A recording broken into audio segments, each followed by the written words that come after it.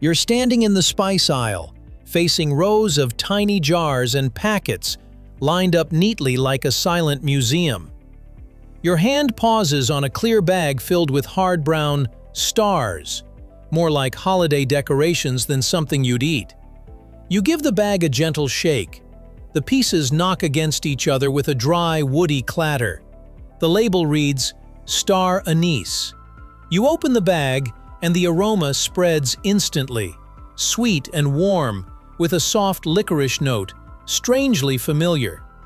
It brings pho to mind, yet you've also met it in cookies and tea. So why does a spice look like a star? Is it a seed or a fruit? And how can something so small quietly steer the direction of an entire dish? By the end, you'll have a 5-second rule for choosing the best star anise, every time. Let's get into it right here on Secrets of Simple Things.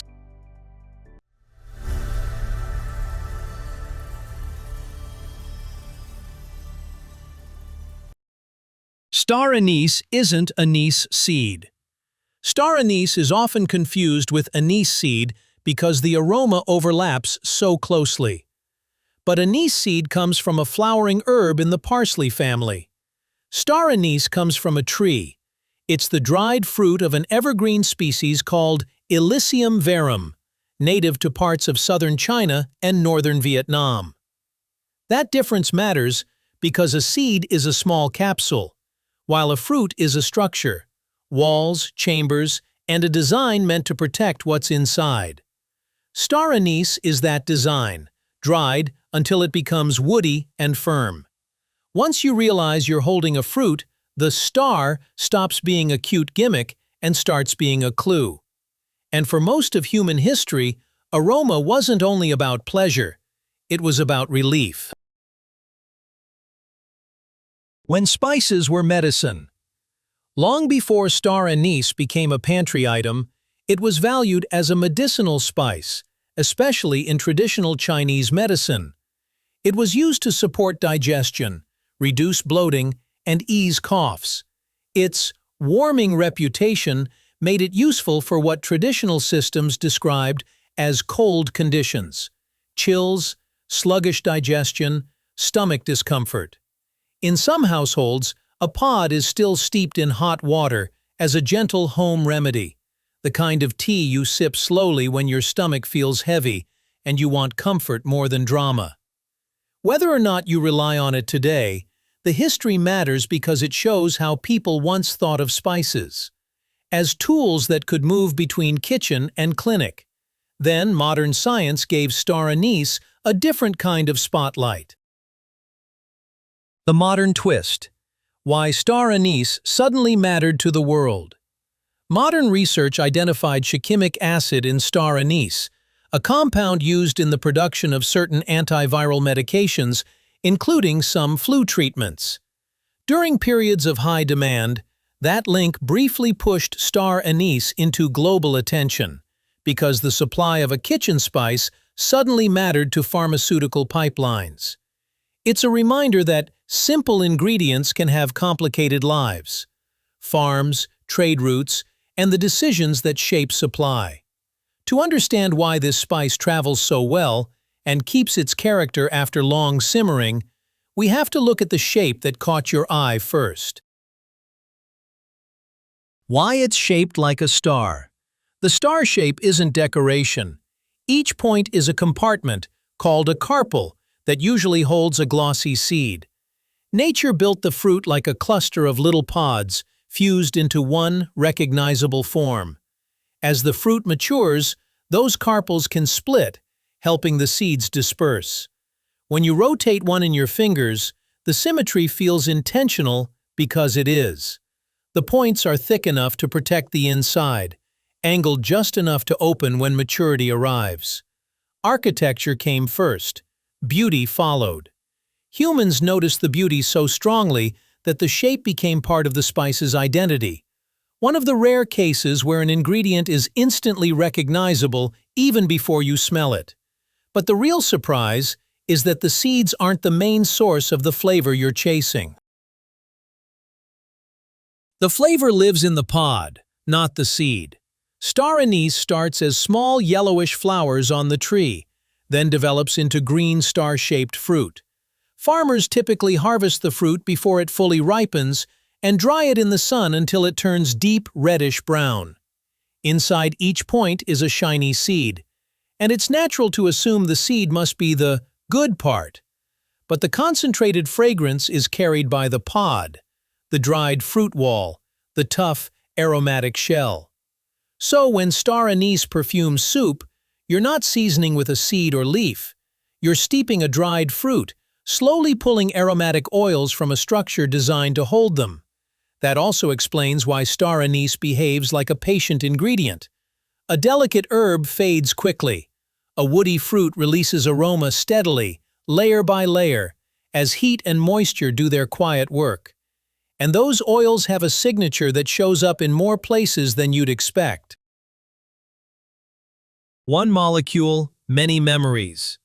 Much of star anise's character comes from anethole, the same compound that gives fennel, licorice, and anise their sweet aromatic punch. That's why the scent feels familiar even when you can't place it. Your brain recognizes the family resemblance before it recognizes the label. Star anise, though, tends to be bolder, warm, slightly resinous, with a faint, bitter edge that keeps it from feeling sugary. It doesn't taste spicy like chili. It tastes like warmth that arrives through the nose. It's the difference between sweetness on the tongue and sweetness in the air. This is why one pod can be enough, and why too much can turn comfort into heaviness. Used carefully, star anise doesn't announce itself as a separate flavor. It bends the aroma of the whole dish, rounding corners and filling gaps. That's exactly what it's famous for in real cooking. The Harmonizer, how star anise works in real food. Some spices announce themselves immediately: pepper, chili, raw garlic. Star anise often works as a harmonizer, making other flavors feel more connected. In Chinese five-spice powder, it stands with cloves, cinnamon, fennel, and Sichuan peppercorn. It helps bind sweet warmth to tingling heat, so the blend feels unified rather than chaotic. In Vietnamese pho, it can be essential without being obvious. You may not be able to point to it and say, "That's star anise." But without it, the broth can feel flatter, less rounded, less lifted. It links cinnamon to ginger, ties in charred onion, and makes the beefiness smell deeper, as if aroma can expand richness. It also holds up to long cooking, releasing slowly instead of flashing and fading. If you like noticing these hidden support beams in everyday food, consider subscribing for more. But there's one more detail worth knowing before you start buying it by the handful. The lookalike that isn't food. There are two types of star anise that can look almost identical: Chinese star anise and Japanese star anise. Japanese star anise has historically been used for incense and religious rituals, not cooking. Consuming it can cause severe nausea, vomiting, and neurological symptoms. The good news is that the star anise sold in reputable grocery stores for cooking is almost always the safe Chinese variety. But the distinction matters because it highlights a truth people forget. Natural doesn't automatically mean safe. And it's one reason foraging for star anise or buying it from unverified sellers is strongly discouraged. When two objects look nearly the same, your eyes aren't enough. Your supply chain matters. Once you know that, you can return to appreciating what makes star anise unusual in a happier way. The star that became an icon. Most spices disappear into a dish. Star anise sometimes stays visible, floating on soup or tucked into a drink like a small brown compass. The shape is memorable, and it signals warmth before you taste anything. It's why chefs leave it visible today, a promise of warmth. It's also practical. Keeping the spice whole preserves aroma longer and makes extraction easier to control. You can let it steep, then remove it the moment the broth feels complete. In a quiet way, the shape encouraged a cooking style that matches the spice's strengths. Slow release, steady warmth, easy removal. Over time, the star became more than a botanical structure. It became a visual shorthand for comfort, winter, and slow cooking. A simple shape turned into a mood. The 5-second rule. How to choose great star anise. When you're buying star anise, you don't need expert training. You need a fast checklist, something you can do in 5 seconds without overthinking. Start with color. Look for warm reddish-brown, like chestnut or polished wood, and avoid pieces that look gray, dull, or extremely black. Then check shape. Stars with clearly defined points and minimal crushing usually mean less aroma has escaped. Next, check fullness. The points should look thick and sturdy, not shriveled or papery. If you can smell the spice, take a quick sniff. Great star anise announces itself immediately with sweet warmth. If it smells faint, it often means age or poor storage. Finally, when you have the option, prefer whole pods over ground powder. Whole pieces keep their fragrance longer, and they're harder to overuse. That's it. 5 seconds. A quick scan. A better bag. And once you choose well, the spice stops feeling mysterious and starts feeling like a tool you can trust. The quiet power of a small star. Now imagine you're back in the spice aisle again. You put the bag down. The shelf looks the same as it did a few minutes ago.